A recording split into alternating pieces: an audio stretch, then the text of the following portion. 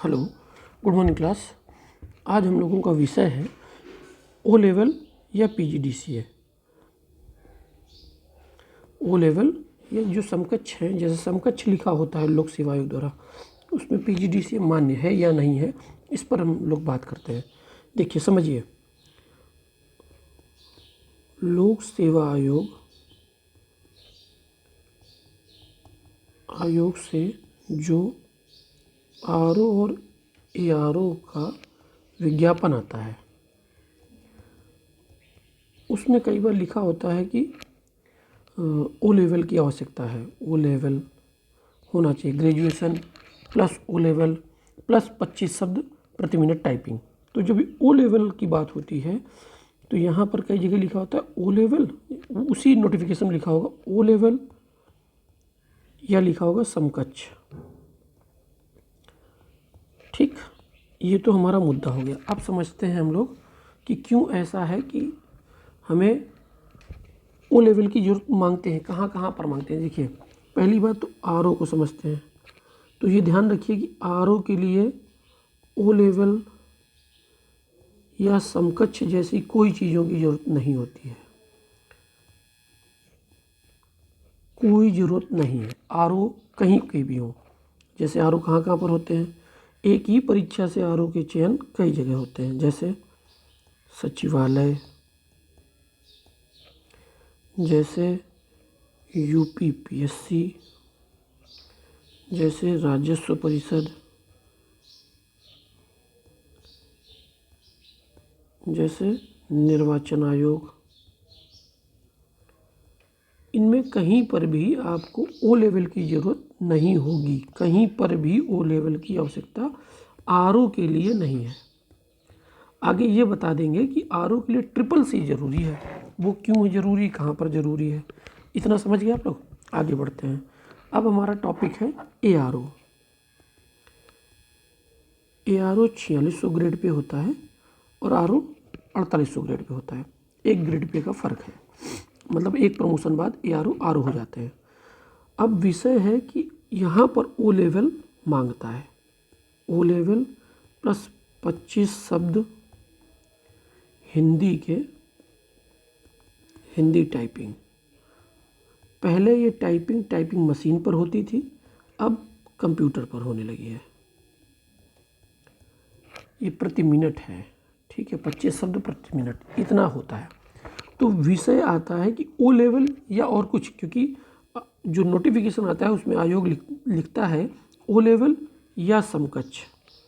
बहुत बड़ा विवाद भी है ये, कार्मिक मंत्रालय के लिए भी है, बच्चों के लिए भी है कि ओ लेवल के समकक्ष किसको किसको माना जाए, किसको किसको नहीं माना जाए। इस पर एक पूरा नोटिफिकेशन भी जारी हुआ है पूरा। आगे हम वो भी एक दिन आप लोगों को शेयर कर देंगे कि आप उसमें देख सकते हैं कि ओ लेवल के समकक्ष सरकार ने किसको किसको माना है। अब हम समझते हैं कि ओ लेवल, देखिए थोड़ा सा कठिन कोर्स है, अगर आप कर लेते हैं तो नाइलिट से होता है, कर लीजिए बेस्ट है। नहीं होता है तो हम आज जो आपको बताने आए हैं वो है पीजीडीसीए। इसका मतलब हुआ post graduate diploma in computer application. ठीक है, ये समकक्ष मानता है, ये ओ लेवल के समकक्ष हो गया है। कोर्ट से भी बच्चे जीते हैं। इसके बाद लोक सेवा आयोग ने जब अपना सिलेक्शन, जैसे ये क्राइटेरिया कब पता चलता है कि कौन कौन एलिजिबल है, पीजीडीसी वाले नहीं है, जैसे ही सिलेक्शन होता है। मान लीजिए 250 बच्चों का सिलेक्शन हो गया एआरओ के लिए। अब उस एआरओ के लिए जब सिलेक्शन हो गया तो इनको भेजा जाएगा वेरिफिकेशन डॉक्यूमेंट्स, डीवी के लिए, डॉक्यूमेंट वेरिफिकेशन के लिए लोक सेवा आयोग यूपीपीएससी इलाहाबाद जाना होगा, प्रयागराज। अब जब वहाँ पे वेरिफिकेशन होगा आपके डॉक्यूमेंट्स का, तो वहाँ पर आपको, अगर आप जैसे किसी इंस्टीट्यूट से हैं, नॉर्मल जैसे गली कस्बों में खुल जाते हैं कोई भी साइबर कैफ़े वाले चलाने लगते हैं, या कहीं से भी बन गया आपका कोई भी कंप्यूटर डिप्लोमा, तो बाहर कर दिए जाएंगे आप लोग, मान्य नहीं है। पीजीडीसीए भी अब ये समझते हैं कि पीजीडीसीए अगर मान्य है तो किस संस्था के द्वारा होना चाहिए। पहली बात, अगर वो संस्था गवर्नमेंट है, मतलब कोई यूनिवर्सिटी, सरकारी विश्वविद्यालय,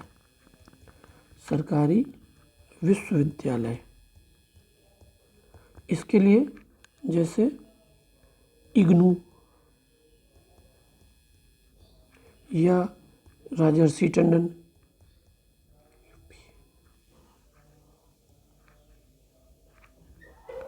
UPRTOU, ये दो चीज़ें हो गई, ठीक है।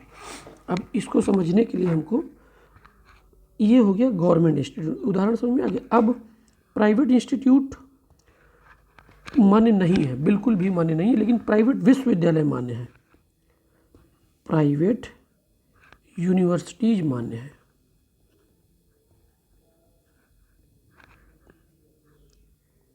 व्यक्तिगत विश्वविद्यालय जो होते हैं, प्राइवेट यूनिवर्सिटी जो होती हैं, वो मान्य है।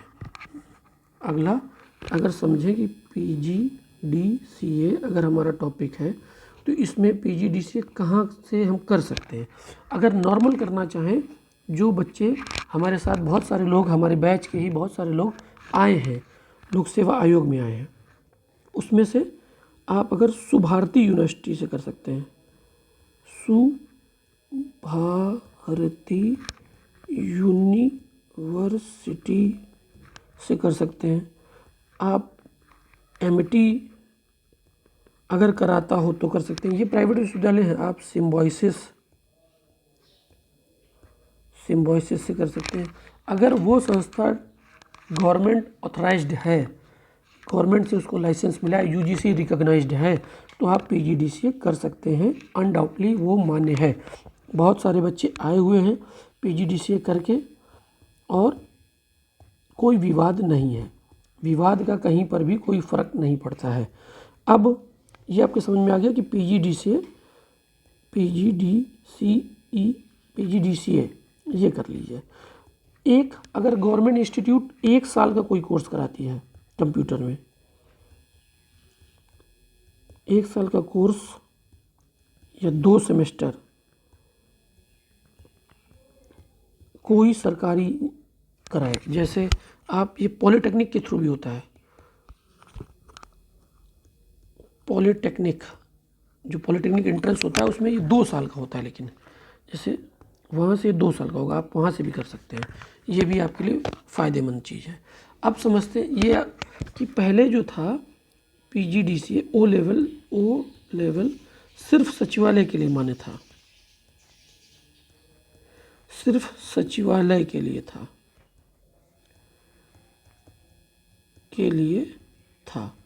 बाकी जैसे यूपी, पीएससी, इलेक्शन कमीशन या रेवेन्यू बोर्ड, राजस्व परिषद, इन सभी में ओ लेवल मान्य नहीं था।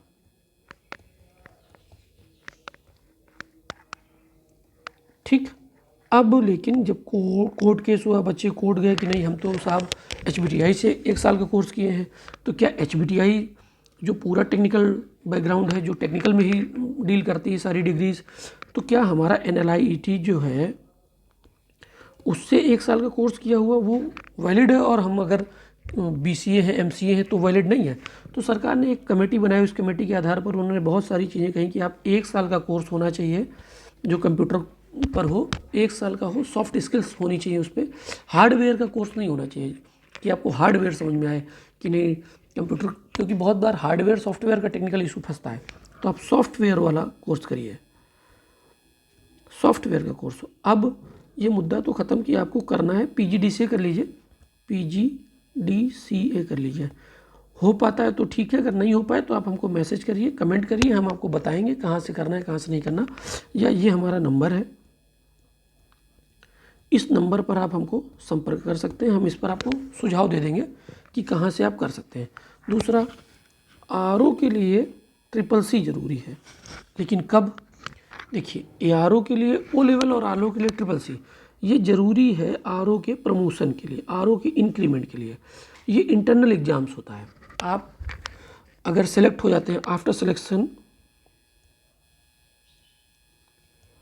आफ्टर सिलेक्शन 2 साल आपने काम किया आपका प्रोबेशन 2 साल का है।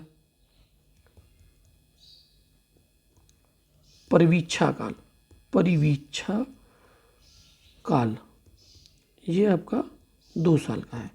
इस 2 साल के दौरान जब आप कर लेंगे तब आपको CCC पास करना होगा। अगर आप पहले से पास हैं, सिलेक्शन होने के पहले आप पास हैं तो आप वैलिड हैं। अगर आप बाद में पास करते हैं तो ठीक है, और अगर आप उस दौरान पास कर लेते हैं, क्योंकि ये 30 घंटे का 25 से 30 घंटे का कोर्स है, ये वो जानना चाहते हैं क्योंकि आपको काम कंप्यूटर पे करना होता है, सारी चीज़ें कंप्यूटर के माध्यम से चलती हैं, ई-फाइल होता है, तो आपको CCC, लेकिन इसकी ज़रूरत तभी है जब आप सेलेक्ट हो जाएं। करके रखिए, CCC बहुत जगह काम करता है, UPSC भी बहुत जगह काम करता है। यहाँ पर इसकी वैकेंसी आती है, लोअर में मांगता है, बहुत सारी जगह मांगता है। हाँ, तो अब एक यहाँ पे पॉइंट आता है दिमाग में कि जैसे लोअर, एक मिनट, लोअर सबॉर्डिनेट से एक वैकेंसी आती है, उसमें होता है EO, अधिशासी अधिकारी, एग्जीक्यूटिव ऑफिसर, अधिशासी अधिकारी, ये नगर पंचायत नगर पालिका में होती हैं। इसके लिए भी ओ लेवल मान्य है, ओ लेवल या PGDCA, इसी को समकक्ष कह दीजिए आप। और भी डिग्री है समकक्ष, लेकिन हमारा आज का विषय चूँकि सिर्फ PGDCA पर बात करना था, क्योंकि ये कठिन है, इसको बच्चे आसानी से कर सकते हैं। अगर आप थोड़ा बहुत भी नॉलेज रखते हैं तो आप इग्नू से कर लीजिए, थोड़ा कठिन पड़ेगा लेकिन आप घर बैठे कर सकते हैं, कोई चीज़ कम पैसों में कर सकते हैं, ये अच्छा है। तो निष्कर्ष हम कह सकते हैं कि आप अगर ओ लेवल करते हैं तो बेस्ट है।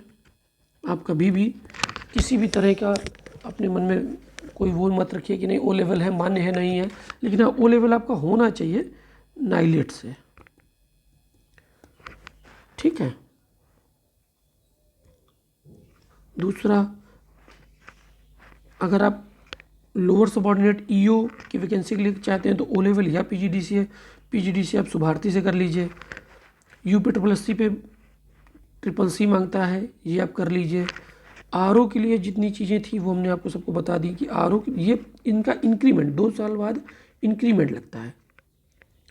इंक्रीमेंट मतलब सैलरी में वो तभी लगता है जब आप CCC पास किए हो। आप ये इंटरनल एग्ज़ाम्स भी कराते हैं, जैसे लोक सेवा आयोग अपना खुद का कराएगा, हम लोग सचिवालय के हैं तो सचिवालय खुद कराता है। जिस भी संस्था के हैं आप उस संस्था के माध्यम से कर लीजिए, पास कर लीजिए टाइपिंग टेस्ट एंड CCC, या आप पहले से पास किए हुए हो तो आपको कोई आवश्यकता नहीं है, आप काउंट किए जाएंगे, ठीक है। ये आफ्टर सिलेक्शन होता है, 2 साल प्रोबेशन परीक्षा काल के दौरान करना होता है।